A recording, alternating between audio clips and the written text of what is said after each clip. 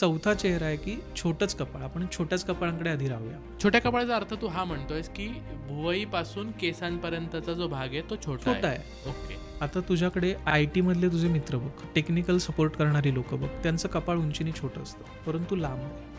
असं विस्तृत कपाळ असतं, म्हणजे त्यांची रुंदी चांगली आहे पण उंची छोटी आहे. ही लोक खूप पॉप्युलर होतात किंवा टेक्निकल सपोर्टमध्ये लोक भरपूर असतात. म्हणजे टेक्निकल ॲनालिसिस व्यवस्थित असतं, वस्तुस्थितीचं आकलन चांगलं असतं, काय खरं आहे काय खोटं आहे कळतं, कसं जगलं पाहिजे कळतं, सौंदर्याची जाणीव चांगली असते, कोणामध्ये गुंतत नाहीत, मी स्वतः कोणात इन्व्हॉल्व होत नाहीत. पण 100 जणांना स्वतःकडे अट्रॅक्ट करण्याचं जे स्किल आहे ना ते ह्या लोकांकडे.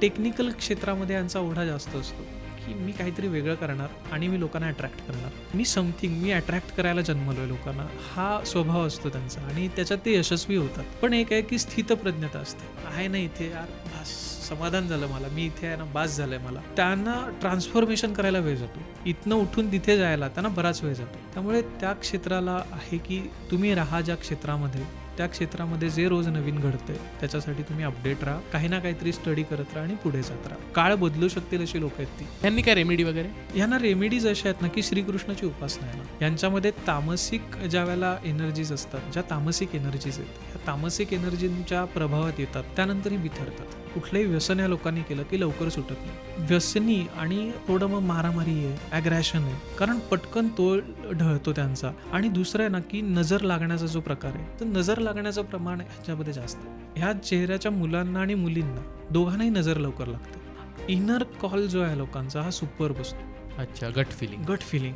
सॉलिड गट फिलिंग असतं.